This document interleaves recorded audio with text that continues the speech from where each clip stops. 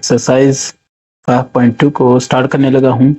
यहाँ पे कुछ बातें होंगी टैक्स के मुतालिक। तो पहले मैं थोड़ा बहुत आपको बता दूँ कि टैक्स होता क्या है।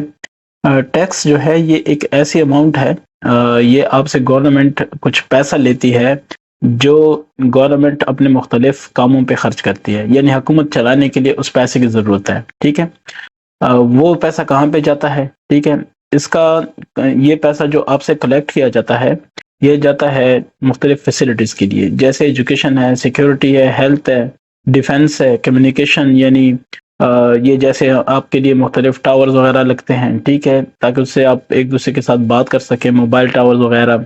ऐसे ही टेलीविज़न की सहूलियात प्रोवाइड की जाती हैं, ऐसे और कम्युनिकेशन के ज़राए, ठीक है? ट्रांसपोर्टेशन, एंटरटेनमेंट के लिए भी यूज़ होता है, ठीक है? और सबसे बड़ी बात ये है कि जो गवर्नमेंट के सर्वेंट होते हैं, मुलाज़मीन होते हैं, उनकी तनख्वाही भी इसी से अदा की जाती है, ठीक है? टैक्स की मुख्तलिफ किस्में हैं, लेकिन जो जनरल सेल्स टैक्स है या प्रॉपर्टी टैक्स है, इनकम टैक्स है, ठीक है? वैल्यू एडेड टैक्स है, ये कुछ इसकी एग्ज़ाम्पल्स है। तो हम यही सारा कुछ इस एक्सरसाइज में देखेंगे, ठीक है? कि ये टैक्स कैसे कैलकुलेट किया जाता है। तो उसके लिए एक परसेंटेज होती है मखसूस, जो कि गवर्नमेंट इम्पोज़ करती है, और वो आपने उस परसेंटेज के हिसाब से देने होते हैं, ठीक है? लेकिन इससे पहले एक चीज़ बता दूँ, जैसे इनकम टैक्स है, तो ठीक है? इनकम टैक्स मुलाज़िमीन या बाकी लोगों से उनकी इनकम या वो कितना कमा रहे हैं, ठीक है? उस हिसाब से उन पे टैक्स लगता है। ये इनकम टैक्स होता है। ये फेडरल गवर्नमेंट की तरफ से होता है, ठीक है? या ये स्टेट्स की तरफ से भी हो सकता है, ठीक है? तो इसमें क्या होता है, इसमें ये होता है कि आप जितना कमा रहे हैं वो हुकूमत तय करती है। जैसे अगर गवर्नमेंट मुलाज़िमीन टीचर्स को देखा जाए, तो एक हद है कि अगर आप महीने का तकरीबन 50,000 तक आपकी सैलरी है, तो आपसे टैक्स नहीं लिया जाएगा। 50,000 से आपकी सैलरी ज़्यादा है, तो फिर आपसे टैक्स लिया जाएगा, ठीक है? ये वो अमाउंट जो जिस पे टैक्स है, तो उसको कहते हैं टैक्सेबल इनकम, और वो अमाउंट जिस पे टैक्स नहीं है, वो है रिबेट, ठीक है? मतलब एक बंदे पे उसको 30,000 एक बंदा कमा रहा है, ठीक है ना? महीने का वो 30,000 कमा रहा है, उस पे टैक्स नहीं है, तो वो ये 30,000 रिबेट कहलाएगा। एक बंदा 50,000 से ज़्यादा मतलब 70,000 80,000 कमा रहे हैं, तो उस पे टैक्स है, तो उसकी जो वो 70,000 80,000 की जो इनकम है, वो होगी टैक्सेबल इनकम, ठीक हो गया? तो ये अब आगे मैं साथ-साथ वज़ाहत करूँगा, नहीं तो बात बड़ी लंबी हो जाएगी। क्वेश्चन नंबर फर्स्ट को आप देख सकते हैं। मैं इसका स्टार्ट ले लेता हूँ, ठीक है? और साथ-साथ में जो चीज़ आएगी मैं उसकी वज़ाहत साथ-साथ करता जाऊँगा, ठीक है? कैलकुलेट द प्रॉपर्टी टैक्स, आपसे कहा जा रहा है प्रॉपर्टी टैक्स को आप क्या करें, कैलकुलेट। प्रॉपर्टी कहते हैं जायदाद को, ठीक है? जायदाद को, ज़मीन को, तो उस पे जो टैक्स लगता है वो, ठीक है? आप कैलकुलेट करें। तो इसमें जो ए है, इधर मैं लिख देता हूँ कि टैक्स रेट, ठीक है ना? टैक्स रेट इन्होंने आपको दिया हुआ है, वो है 8%, यानी अगर 100 रुपए की प्रॉपर्टी है, तो उसपे आपको 8 रुपए देने हैं हुकूमत को। तो ये है जनाब आरएस, ये फिर 500, ठीक है? तो ये टैक्स आप इस पे टैक्स फाइंड करें। तो मैं अगर इसका सॉल्यूशन करूँ, वो किस तरह होगा, ठीक है? क्या है प्रॉपर्टी टैक्स? प्रॉपर्टी टैक्स तो ये होता है परसेंटेज, यानी 8/100 मल्टीप्लाई बाय 8% का मतलब है 8/100, ठीक है? मल्टीप्लाई बाय टोटल अमाउंट, तो टोटल अमाउंट ये है, ठीक है? ये दो जीरो इसके साथ खत्म हो गए। 8/5 4 ऊपर गया, 8/5 4 44, 4 ऊपर गया, 8/7 56 4 60, 6 ऊपर गया, 8 1 8 6 14, ठीक है ना? 14,040 रुपए उसको जो है, जिस बंदे की प्रॉपर्टी है, उसको 14,040 रुपए टैक्स देना पड़ेगा गवर्नमेंट को, ठीक है? इसका बी, और इसमें जो वैल्यू है वो है RS 3,467,890, ठीक है? तो इतनी इसकी वैल्यू दी गई है, और आपसे कहा जा रहा है कि इसका जो टैक्स है वो टैक्स रेट भी मैं बता देता हूँ। टैक्स रेट ये आपके पास अमाउंट है, ठीक है? अमाउंट ये है, और टैक्स रेट कितना है, 8%, ठीक है? तो आपने कैलकुलेट क्या करना है, प्रॉपर्टी टैक्स।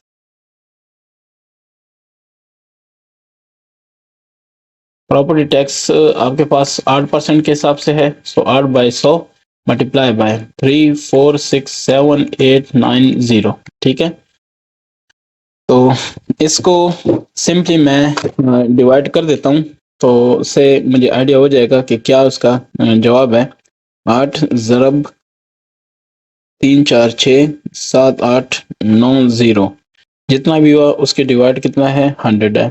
तो 277,431.2 ये इतने रुपए हैं, ठीक है। ये इसका टैक्स हुआ, प्रॉपर्टी टैक्स। अब सी, इस बी का जो जवाब है, जवाबात में उसमें थोड़ी मिस्टेक है, बाकी ठीक है। सी वाला जो है अमाउंट, अमाउंट या आप यहाँ पे मनी भी लिख सकते हैं, ठीक है। तो 12 फिर कॉमा, फिर है 345 फिर कॉमा 678, ठीक है। तो इसका करना है आपने प्रॉपर्टी टैक्स या टैक्स रेट, ठीक है। टैक्स रेट इसका कितना है, 8% है। इसको बेशक ये जो प्रॉपर्टी है, क्योंकि मैंने सबके साथ नहीं लिखा, तो इधर मैं कंफ्यूज नहीं करना चाहता, बस टैक्स रेट लिखें, ठीक है। अब आपने क्या करना है, प्रॉपर्टी टैक्स फाइंड करना है, property tax. So this is equal to 8 divide by 100 multiply by 1 2 3 4 5 6 7 8, ठीक है। तो ये अब इसका क्या करेंगे, इसको जस्ट इस पे डिवाइड करेंगे, 1 2 3 4 5 6 7 8, ठीक है। मल्टीप्लाई बाय 8 हो जाएगा, जो जवाब आएगा डिवाइड बाय 100 हो जाएगा 98, नहीं 9,87,654, 9,87,654 इशारिया कितना, 24, इतने रुपए इसको टैक्स अदा करना पड़ रहा है, ठीक है। 9,87,654, बिल्कुल इसमें भी यही है, ठीक है। सी के बाद डी पे आते हैं। डी में है अमाउंट जो है, ये मैंने क्या लिखा, अमाउंट, ये जो आपके पास है वो है RS 34, फिर है 567, फिर है 800, ठीक है। सो टैक्स रेट इस पे कितना है, टैक्स रेट इस पे है 8%, जो कि सबके लिए कॉमन है, ठीक है। तो अब क्या होगा, प्रॉपर्टी टैक्स ये आपने फाइंड करना है, तो ये होता है 8/100 मल्टीप्लाई बाय 3 4 5 6 7 800, ठीक है। तो इसका कर लें, क्या जवाब आता है, 3 4 5, ठीक है, 6 7 800, ज़रब 8 हो जाएगा। तो जो जवाब आ गया डिवाइड करेंगे किससे, 100 से। सो ये आ जाएगा 27, ठीक है। फिर आ जाएगा 654, तो ये रुपए हैं 27, 654, ये रुपए है जो इसने पे करने हैं एज अ प्रॉपर्टी टैक्स, ठीक है। तो क्वेश्चन 2 की तरफ आते हैं। उसमें लिखा है कि find the total amount of money which a buyer has to pay for each article with a 17% general sales tax impose on it, ठीक है। तो जैसे कि कार है, कार की जो वो पेमेंट है वो है RS 1856, ये ठीक है, ये है। एक बायर है जो कि वो चाहता है कि इसको खरीद ले, तो वो कहता है कि 17% इसका जनरल सेल्स टैक्स भी लगेगा, ठीक है। तो वो टोटल अमाउंट कितना पे करेगा, ठीक है ना। सो GST, ठीक है ना, जनरल जनरल सेल्स टैक्स, इसको शॉर्टकट लिखते हैं GST। तो यहाँ पे GST कितना है, 17%, ठीक है। तो इसके बाद क्या है, अब आप कार की प्राइस देख लें, money which the buyer needs to pay, ठीक है। तो वो आपने फाइंड करना है, ठीक है ना। तो 17% GST ऑन कितना 18,56,000 is equal to 17 divided by 100 multiply by 18,56,000। ठीक है, तो और एक जीरो और, तो इससे जो रकम आएगी वो कितनी आएगी वो देखते हैं। 17 ज़रब 185 6 1 2 3 0। ठीक है, जितना भी आ गया उसके डिवाइड करना है किसको, 100 को, तो ये आएगा 31, फिर आएगा 55, फिर आएगा 20। तो ये उसका सेल्स टैक्स है जो उसके ऊपर लगना है। सो बायर जो खरीदार है नीड्स टू पे, या बायर विल पे, कितना पे करेगा, एक तो ये पे करेगा जो कि कार की प्राइस है प्लस जीएसटी। ठीक है, जीएसटी, तो ये है 1,856,000 प्लस जीएसटी की वैल्यू कितनी आई है हमारे पास, वो भी आप इसको कंफर्म कर लें, 31 55 20। सो 31 55 20 यही है। इन दोनों को अब मैं ऐड करता हूँ, तो मेरे पास आएगा 185,630 प्लस 315,520। इससे जो जवाब आएगा वो आएगा 217। ठीक है, 217 और 1520 RS। तो इतनी टोटल रकम जो बायर है उसको पे करनी पड़नी है। ठीक है, ये टोटल पेमेंट वो करेगा जो उस कार को क्या करेगा, खरीदेगा। ठीक है, 2171520 बिल्कुल यही जवाबात में भी है। अब आ जाते हैं इसका पार्ट बी। तो बी है कि मोटर बाइक जो है उसकी जो प्राइस है, मोटर बाइक, ठीक है, जीएसटी के अलावा, तो RS 125,000। ठीक है, अब इतनी रकम की वो चीज जो बेच रहा है वो बंदा, तो साथ में इसी हिसाब से वो जीएसटी भी पे करेगा। ठीक है, तो जीएसटी कितना है, 17% है। ठीक है, सो बायर नीड्स टू पे how much, this is the question. तो इसके सॉल्यूशन पे आते हैं। पहले हम निकाल लेते हैं कि जीएसटी कितना बनता है। 17 बनता है 100 पे, टोटल कितना है 125,000, तो इस पे कितना बनेगा। ठीक है, सो ये बनेगा 17 ज़रब 125,000, जितना भी आएगा तकसीम कितना आएगा, तकसीम आएगा 100। तो ये जवाब है 21, RS 21, फिर 250, इतने रुपए उसको जीएसटी पड़ेगा। ठीक है, अब बायर नीड्स टू पे, तो वो कितना पे करेगा, 125,000 प्लस जीएसटी। सो 125,000 प्लस जीएसटी कितना है, 21,250। ठीक है, तो ऐड कर लेते हैं। ये जनाब आएगा 100, हम कहते हैं कि 125। ठीक है, 000 इसके साथ अगर हम जमा कर लेते हैं 21 25 0, तो ये आएगा 146,250। ठीक है, तो 146,250 इसका फिर जवाब आएगा। ठीक है, और बिल्कुल ये ठीक है, ये उसको सारा पेमेंट करनी पड़ेगी सारी। अच्छा, इसके सी पे आते हैं, वो है बस।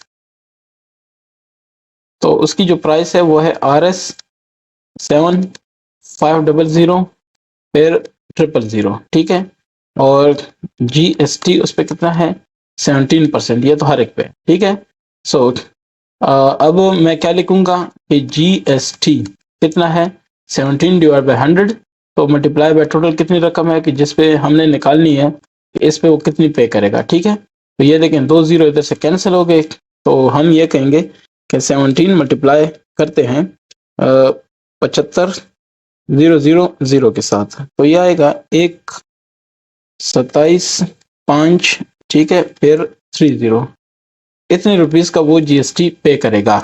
ठीक है, तो बायर नीड्स टू पे, तो वो कितनी पेमेंट करेगा? वो करेगा 7500,000 प्लस 1275, ठीक है, 000। तो टोटल क्या होगी? इसके अगर हम जमा करें 750 और 0000, तो आएगा इसकी जो टोटल जो इसकी वैल्यू आनी है वो आनी है 877, ठीक है, फिर आनी है 5000। तो इतने रुपए उसको बस के लिए पेमेंट करनी पड़ेगी, और यही जवाबात में है, ठीक है। क्वेश्चन 3 की तरफ आता हूँ। Find the property tax on a property of RS इतना एट द रेट इतना, ठीक है। सो टैक्स रेट कितना है? 1.5%, ठीक है। प्रॉपर्टी वैल्यू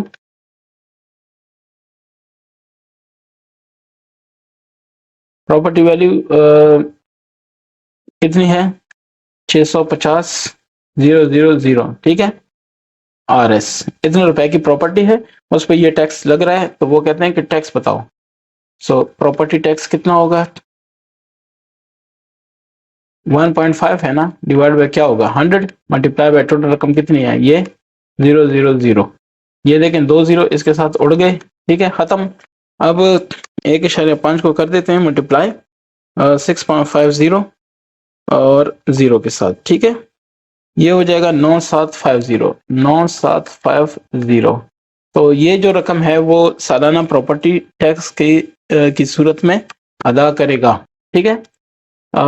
अब है क्वेश्चन नंबर 4।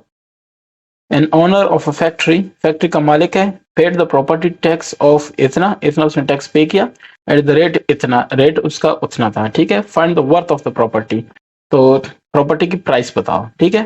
तो मैं बताऊंगा ऐसे कि टैक्स पेड,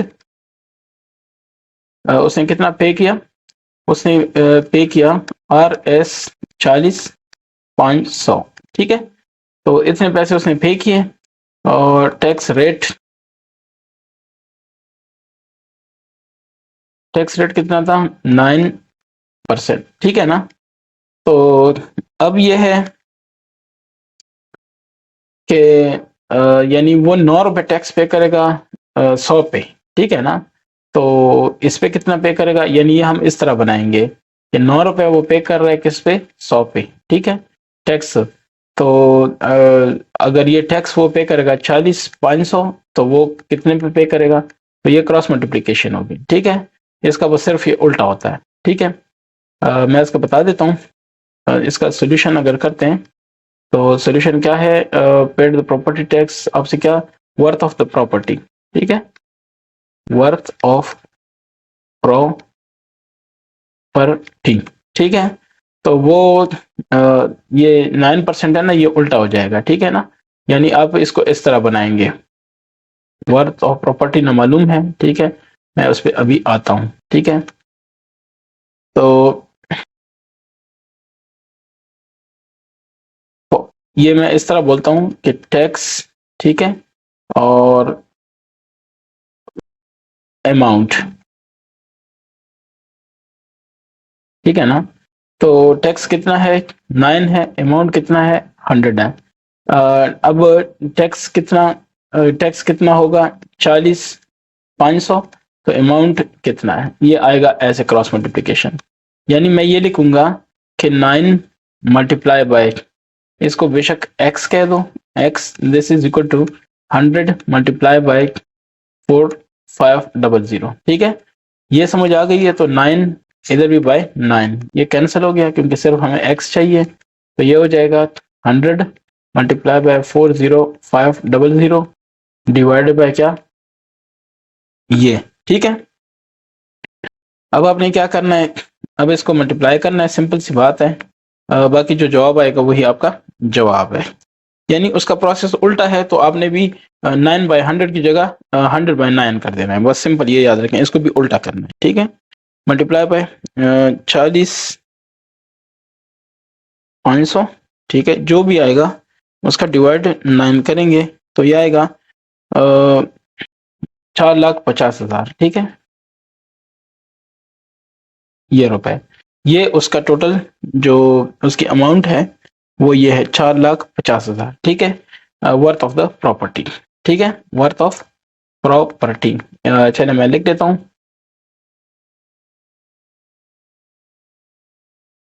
ठीक है, एक्स और एक्स की वैल्यू निकल आई है, ठीक है।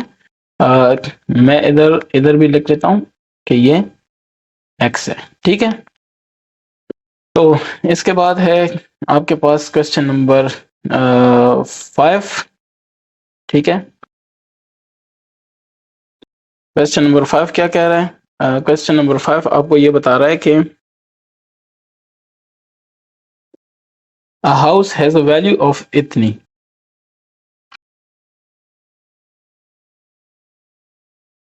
हाउस वर्थ या हाउस वैल्यू, तो ये है RS8, यानी ये तकरीबन 80 लाख है, ठीक है। If the property tax is 6%, चलिए मैं लिखता हूँ tax rate 6%, calculate the amount of property tax. ये तो दोबारा सीधी सी बात है, 6/100 हो जाएगा मल्टीप्लाई बाय, क्योंकि इस वक्त आपने टैक्स मालूम करना है, ठीक है। आपने अमाउंट यानी उल्टा नहीं जाना, आपने सीधे जाना है। तो ये दो जीरो इसके साथ खत्म, 600 600 600 और फिर 600 6848, ठीक है। सो RS 4,80,000 रुपए, यानी 4,80,000 रुपए वो बंदा जो है वो पे करेगा, ठीक है। यानी हाँ, अमाउंट ऑफ प्रॉपर्टी टैक्स, ठीक है। क्वेश्चन नंबर 6 पे आता हूँ। Mister Asim owns a plot worth इतना, ठीक है।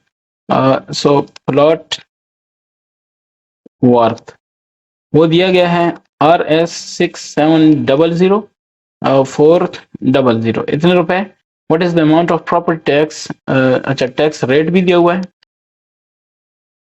वो कितना है? 2.5%, ठीक है। अब क्या पूछा जा रहा है? To be paid amount of property tax, तो वही क्वेश्चन है, प्रॉपर्टी टैक्स फाइंड करना है, तो 2.5 डिवाइड बाय 100, ये हो गया 2.5% का मतलब, ठीक है। ये बस 0.5 है, इसको समझ लें, मल्टीप्लाई बाय टोटल अमाउंट है ये वाली, ये दो देखें, दो जीरो उड़ गए, ठीक है। अब बाकी जो है वो आपने मल्टीप्लाई करना है इसके साथ, 6,700 4 मल्टीप्लाई बाय कितना? 2.5, तो जनाब ये आएगा 1,67510, ठीक है। तो ये जो अमाउंट है वो उसने to be paid property tax pay करनी है, ठीक है। क्वेश्चन 7, 7 क्या कहता है? मदीहा पेड RS इतना एज द प्रॉपर्टी टैक्स, ये देखें फिर उल्टा हिसाब है, ठीक है।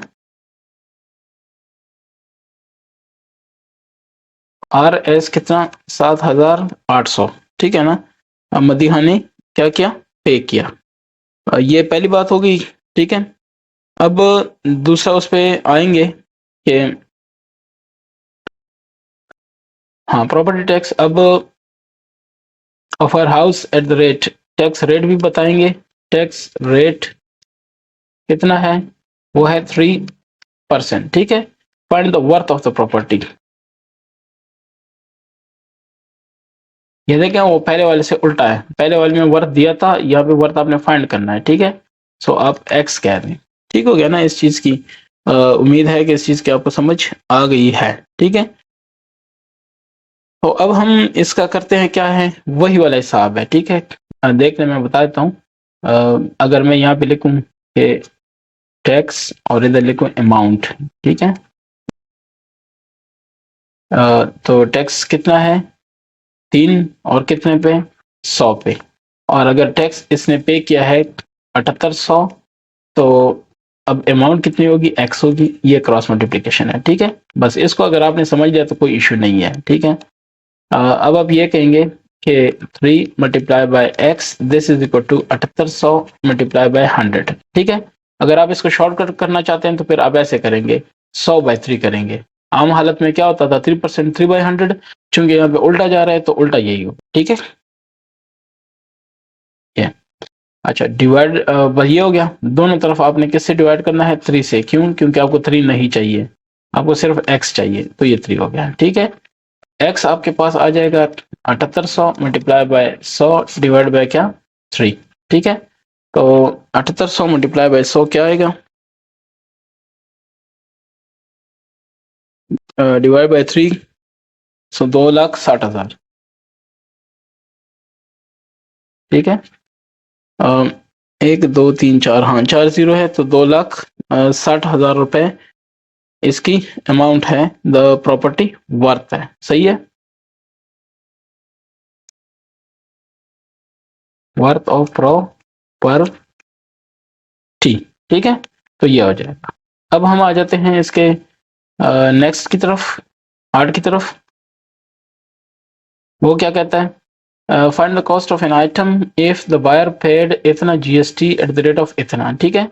सो कॉस्ट ऑफ आइटम आपसे पूछा जा रहा है, यहाँ पे भी सीन उल्टा ही होगा, ठीक है, क्योंकि कॉस्ट ऑफ आइटम दिया नहीं है, आपसे पूछा जा रहा है, ठीक है। तो ठीक है, मैं इस पे आता हूँ। Find the cost of an item paid GST, ठीक है, RS 350 जीएसटी रेट, ठीक है। तो वो कितना है, 17% है, यानी 100 पे कितना है, 17 है, ठीक है ना। यानी 17 रुपए है 100 के लिए, अगर 350 रुपए है तो वो कितने रकम के लिए है, बस सिंपल ये काम करना है, ठीक है। कॉस्ट ऑफ आइटम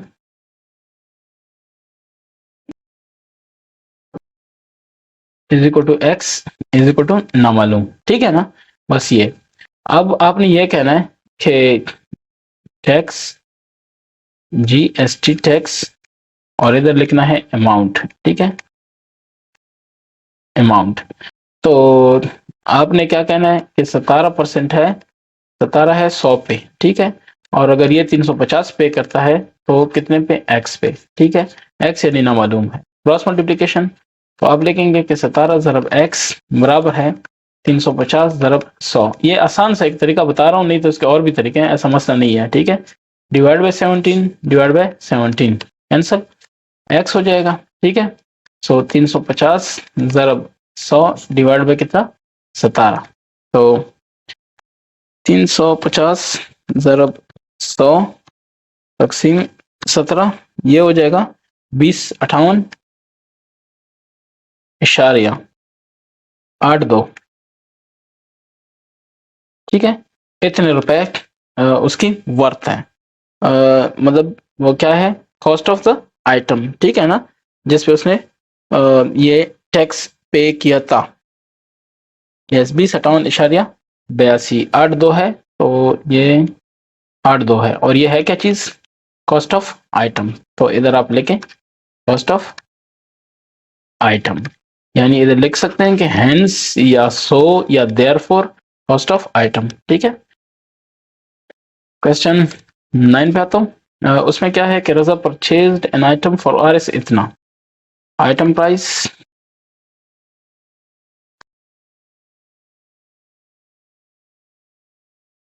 आइटम की प्राइस कितनी है, RS 1590 विद जीएसटी रेट, यानी जनरल सेल्स टैक्स, ठीक है। तो 10% है। Calculate total cost after GST, ठीक है। सो वो कितनी होगी, वो कह दें आप x कह दें, ठीक है। तो इसके सोल्यूशन पे आता हूँ, ठीक है। GST is equal to 10/100 multiply by 1590, क्योंकि टोटल कॉस्ट मांगी जा रही है तो आप सीधे जाएंगे। अगर आपसे कहे कि नहीं टैक्स, टोटल टैक्स मालूम करें तो आप 100/10 करेंगे, ठीक है, उल्टा करेंगे या ऊपर जो मेथड आपको दिखाया गया वही आप यूज करें, ठीक है। तो 10 ये वाला कैंसिल, 10 ये वाला कैंसिल, 159 रह गया, आप लिख लें, ठीक है। तो जीएसटी की जो वैल्यू है वो कितनी है, 159 है ना, ठीक है ना। तो अब मैं थोड़ा इस पे आगे जाता हूँ, 159 है। अब आप ये कहेंगे कि टोटल कॉस्ट ये वाला, ठीक है, आफ्टर जीएसटी एडेड, तो कितना है, एक्स है, और ये एक्स बराबर होगा किससे, ये एक्स बराबर होगा RS 1590 प्लस GST, यानी प्राइस प्लस GST। तो प्राइस है 1590 जमा GST कितना है, 159, ठीक है। 1590 के साथ ऐड करता हूँ, 1590 जमा 159, 1749, ठीक है। तो इतनी प्राइस वो पे करेगा आफ्टर GST, 1749, ठीक है।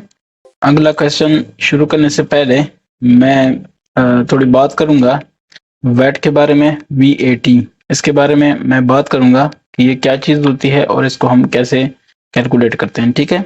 ये भी एक टैक्स है जो कि प्रोडक्शन से लेके डिस्ट्रीब्यूशन तक हर एक मरहले पे होता है, ठीक है।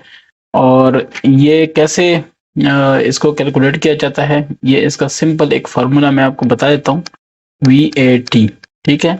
ये होता है आउटपुट टैक्स, ठीक है, माइनस इनपुट टैक्स। अब ये होता क्या है, ये इनपुट और आउटपुट क्या होता है, ठीक है, हम इस पे बात करेंगे। ये इनपुट टैक्स है, ठीक है। अच्छा, आप सपोज कर लें कि एक शॉपकीपर है, दुकानदार है, वो लेता है कोई चीज खरीदता है, ठीक है ना, कोई चीज खरीदता है, फॉर एग्जांपल वो खरीदता है कितने की, वो खरीदता है 100 रुपए की, ठीक है, परचेज। ये मैं इसकी एग्जांपल आपको बता रहा हूँ, ठीक है। सपोज करें कि परचेज है उसका 100 रुपए का, ठीक है। टैक्स भी वो पे करेगा, जाहिर है जहां से आप खरीदते हैं चीज वहां पे आप टैक्स भी पे करते हैं, समझ लें कि 10% है, ठीक है, यानी 100 पे 10 है, तो टोटल परचेज प्राइस क्या हो गई, इज इक्वल टू 100 जमा 10 रुपए टैक्स हुआ, तो 110 रुपए, ये ठीक हो गया। अब इसको ये चीज पड़ी है 110 रुपए की, सपोज करें कि वो इसको सेल करता है, ठीक है, कितने का, 120 रुपए का, वो इसको सेल करता है, और टैक्स उस पर कितना लेता है, टैक्स वो वही लेता है 10%, ठीक है। ये सेल टैक्स है, ठीक है ना। नहीं, ये सेल टैक्स को मैं नहीं कहूंगा, इसको मैं कहूंगा, इसके पीछे एक लॉजिक है, टैक्स ऑन सेल, ठीक है। वो कितना चार्ज करता है, 10%, टैक्स वही है, ठीक है। तो अब टोटल टैक्स का अमाउंट कितना बनेगा, 10/100 ज़रब 120, ठीक है। ये 10 इधर कैंसिल, 10 इधर कैंसिल, तो आपके पास RS 12 हो गया टैक्स, ठीक है। तो सेल, टोटल सेल प्राइस क्या हुई, टोटल सेल अमाउंट कह देता हूं मैं इसको, ठीक है। तो वो हो गई 120 रुपए, उसकी प्राइस उसने रखी है, 12 रुपए टैक्स हुआ, तो 132 रुपए, ठीक है।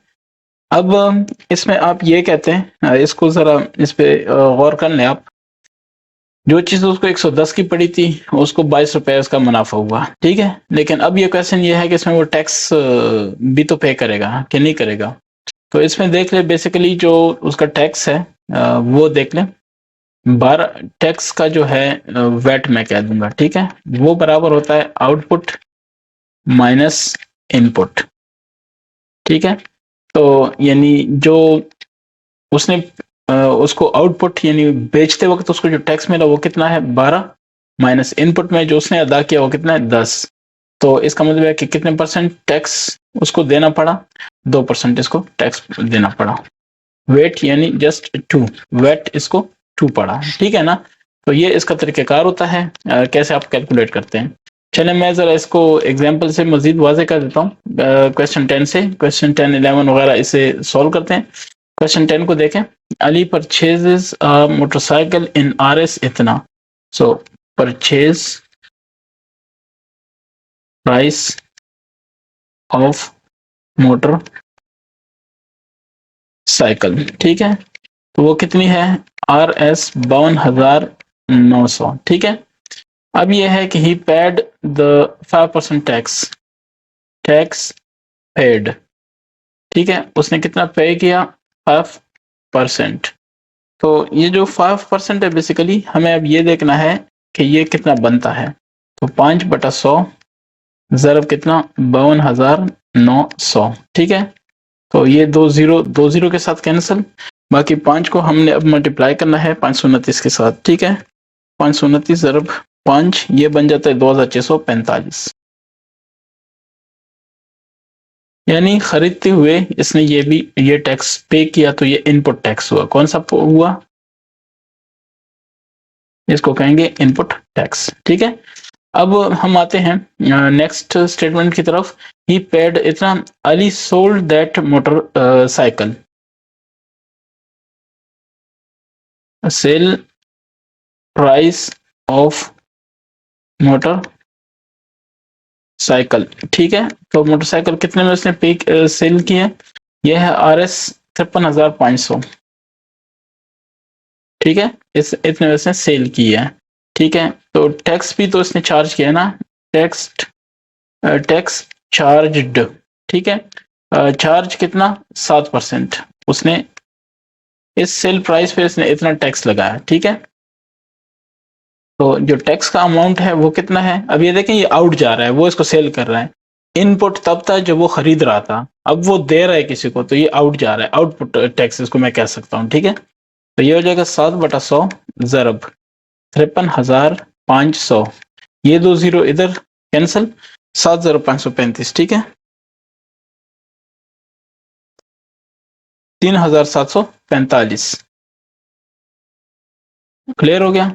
अब हम क्या करेंगे, ये हो गया आपके पास आउटपुट टैक्स, यानी इसको मैंने नाम दिया है आउटपुट टैक्स ताकि आगे हमें आसानी हो, 3,745, ठीक है। अब वैट कैसे कैलकुलेट करोगे, उसने यही कहा है ना, ये देखें, वैल्यू एडेड टैक्स, ये फाइंड करें, ठीक है। तो ये क्या है, आउटपुट माइनस, तो आउटपुट कितना है, आउटपुट है जनाब 3,745 माइनस दूसरा कौन सा है, 2,645, ठीक है। तो ये तकरीबन बना कितना, आर एस 1100, ठीक है। 3,745 माइनस 2,645, तो ये बना 1100, ठीक है। और यही अगर आप इसके जवाबात देख सकते हैं, तो आप वहां से देख लें, यही 1100 है आर एस, ये क्वेश्चन नंबर 10 का। क्वेश्चन 11 पे आता हूँ और क्लियर हो जाएगा। Shopkeeper purchase a sack of rice in इतना, ठीक है, परचेज प्राइस कितना है, आर एस टोटल कितना है, 6,890, ठीक है। तो इसने कुछ टैक्स भी पे किया, ये इनपुट टैक्स होगा, ठीक है। तो 4%, तो टैक्स है कितना टोटल, ये है 4/100 ज़रब 6,890, ठीक है।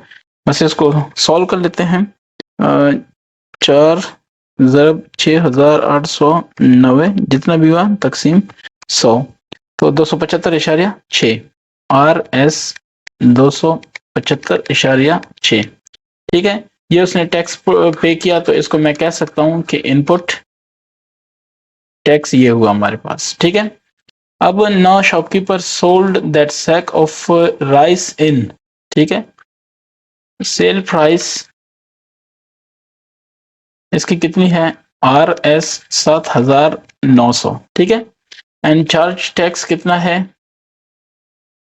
टैक्स चार्ज्ड, अब ये वो लेके इसको सेल कर रहा है, वो चीज है जो बोरी है उसकी क्या नाम इसका, चावल की, वो बाहर जाएगी तो इसलिए हम इसको कहेंगे आउटपुट टैक्स, ठीक है, या आउटपुट पे टैक्स।